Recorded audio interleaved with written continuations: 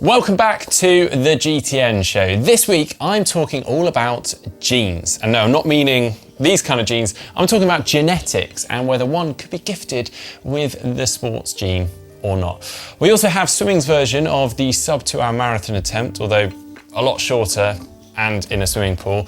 And we have someone that has swum 456 kilometers unsupported.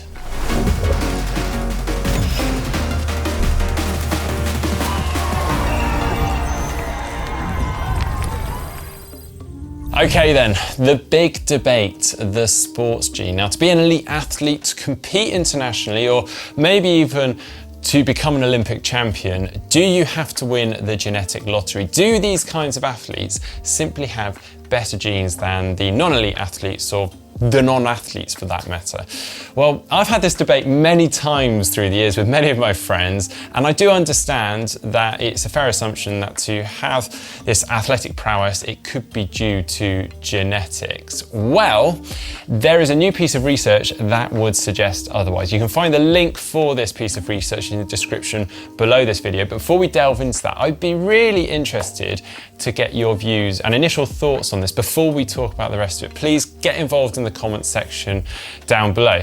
Now, personally, it used to annoy the heck out of me when some of my friends would suggest that the only reason I was perhaps better than them in sport was due to my genetics. Now, knowing how much training I'd put in, how much sacrifice and how hard I'd worked over the years to get myself to that certain level, I almost found it quite insulting. That said, I know personally that I would never make a very good rugby player, although I did give it a bit of a crack during my teens. I'm just not really built for the sport. But that said, I just seem to have a bit more endurance than some of those players when I was playing. So I can see that genetics does have a role to play. So I am torn, and that is why this research really does interest me. Now, essentially, this research found that genetic testing could not distinguish between elite athletes and non-elite or non-athletic participants in the study. So they looked at 5 elite track runners, including 1 Olympic champion, and compared their scores to 503 non-athletes. Now, each runner's genotype score, which is essentially their DNA, was observed and then used as almost like the basis of comparison. And the results were really quite interesting and surprising, indicating that the genotype had very little to do with in predicting international athletes and medalists. So the first bit was researchers looked at the speed power genotype. No surprises here, the elite speed power athletes had a higher score than the endurance athletes.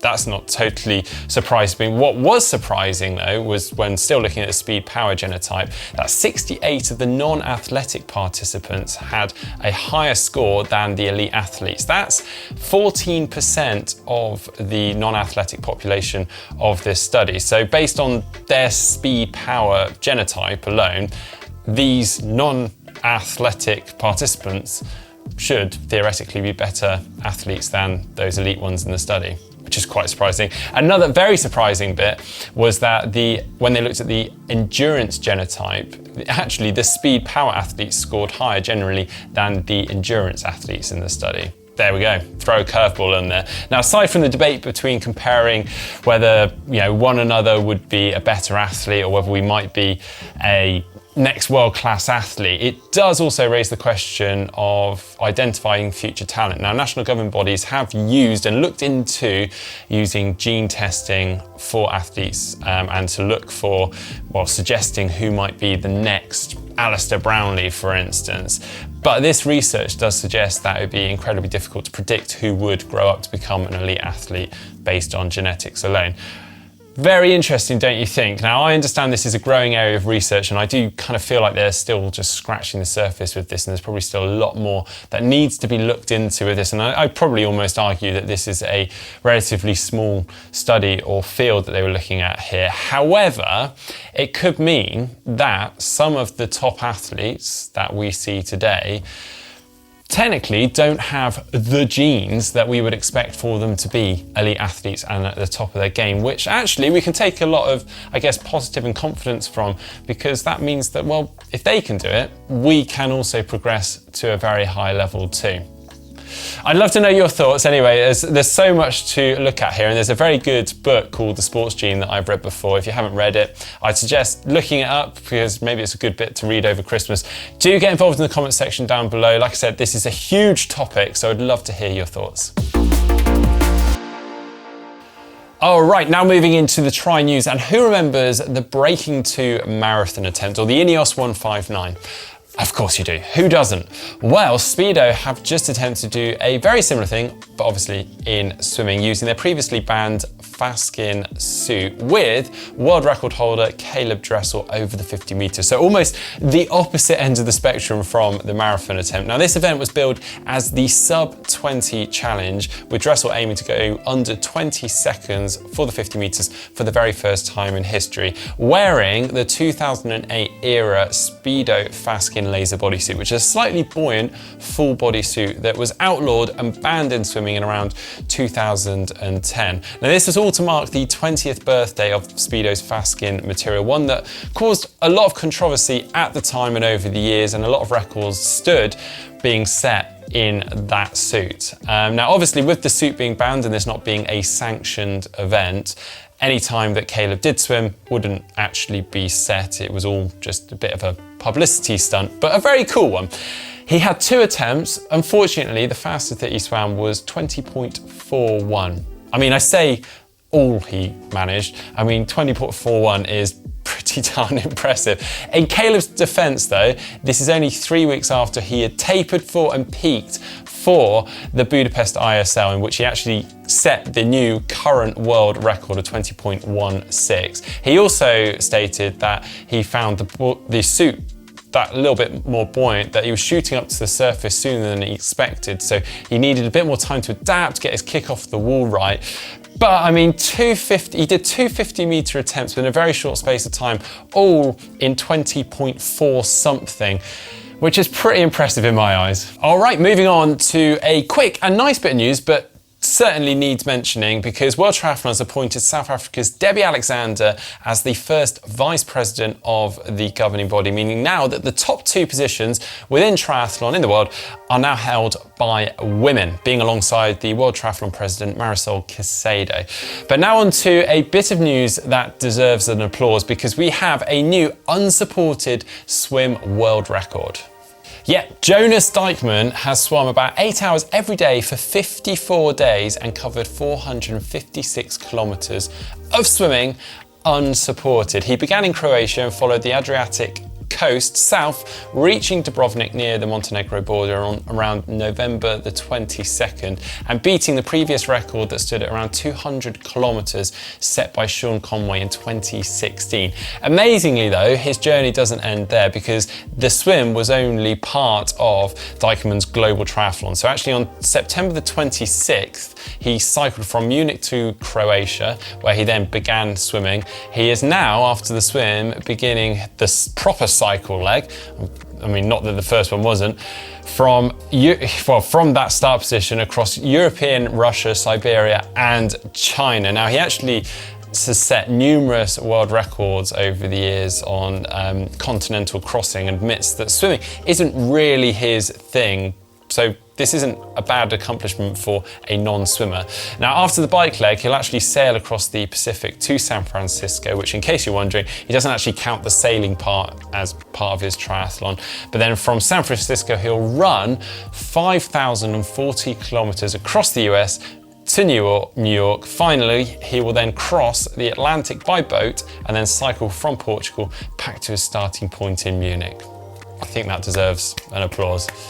Some exciting news from the GTN HQ, because we have a new saddle partner. Now, I know you guys will appreciate and understand just how important finding the right saddle for yourself is. So we're really, really pleased to be partnering with Sellitalia. Now, earlier this year, I actually did an unboxing of their new Watt saddle that's been developed with Patrick Langer. I've been riding that saddle, I could tell you, it is amazing. So I'm really, really excited to be partnering with them. And although it's a product that we will be covering with our bums most of the time, I am very excited to be creating content with it and hopefully doing more around saddle choices and being able to use their range to demonstrate that to you and explain all the saddle choices in a lot of detail to you folk out there. Now, moving on, and a number of weeks back, you may remember us bringing Adrian Bennett from Singapore as he attempts to do the longest triathlon in history within 75 days and covering 7,500 kilometers. Now, it's been a few weeks since we actually caught up with him last, but don't worry, he's still going, he's still crushing it. In fact, he's actually about to hang his running shoes up and transition over onto the bike. So here he is with an update for us. Hi Heather and Mark. Okay, yes, I have done 1,320 kilometers. Yeah, only 130 to go. I mean, that's like 4 runs, so I'm feeling so good.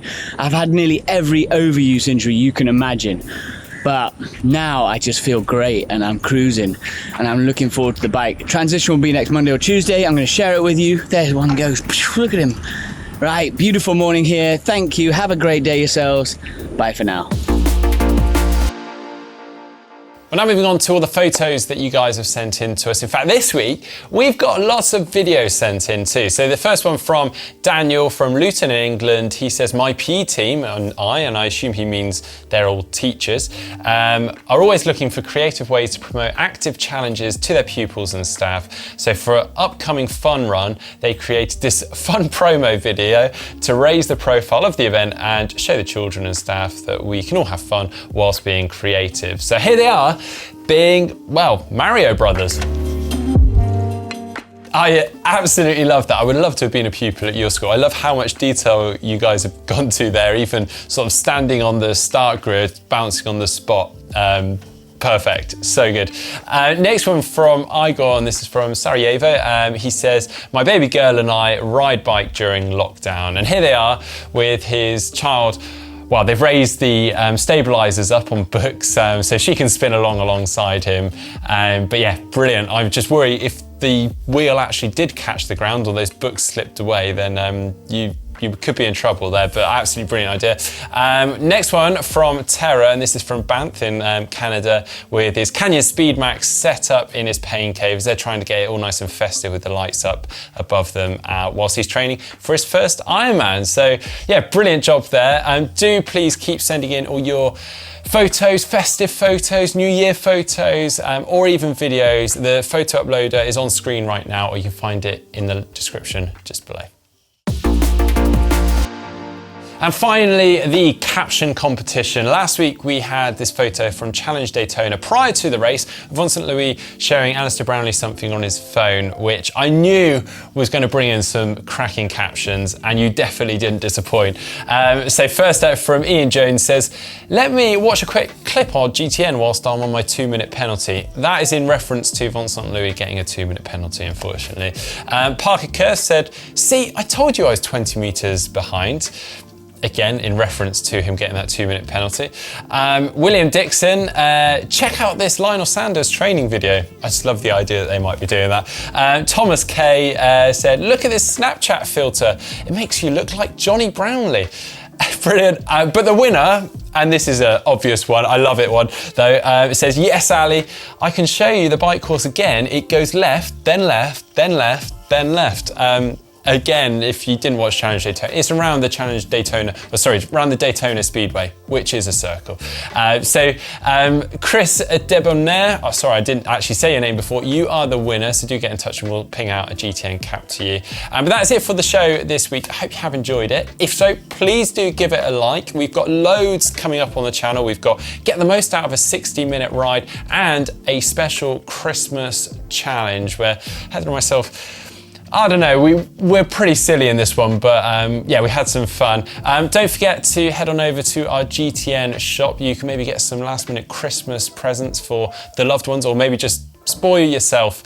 And don't forget to give us a subscribe if you're not already subscribed to GTN. We also have some videos that have come out on the channel recently.